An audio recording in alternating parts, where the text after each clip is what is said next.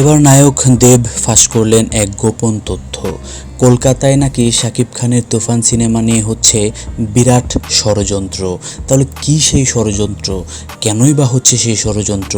আসলে কি এই ষড়যন্ত্রের কারণেই কলকাতায় তুফান সিনেমার ব্যবসায় ধস নেমেছে? তাহলে দর্শক, আমরা তো ইতিমধ্যেই জেনেছি যে কলকাতায় শাকিব খানের তুফান সিনেমার পুরোই বরবাদ অবস্থা, যা দেখতে কিনা হলে কোনো দর্শকই যাচ্ছেন না। কিন্তু উল্টোর চিত্র হচ্ছে বাংলাদেশে। এই সিনেমা দেখার জন্য মানুষের ভীষণ ভিড় এবং টিকিটই পাওয়া যাচ্ছে না এই সিনেমার।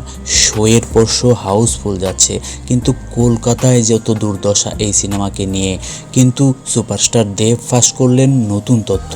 তিনি বলছেন শাকিব খানের এই তুফান সিনেমাটি নিয়ে হচ্ছে কলকাতায় ষড়যন্ত্র। ঠিকঠাক টিকিটও পাচ্ছেন না দর্শকরা।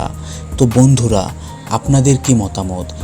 সুপারস্টার দেব যে তথ্য ফাঁস করেছেন, আপনাদের কি মনে হয় এটা কি সঠিক? অবশ্যই সেটি কমেন্টে জানাবেন। আর আমাদের ভিডিওটি অবশ্যই ভালো লাগলে লাইক, কমেন্ট, শেয়ার করবেন। আর আমাদের চ্যানেলটির পাশে থাকবেন এবং সাবস্ক্রাইব করবেন। ধন্যবাদ।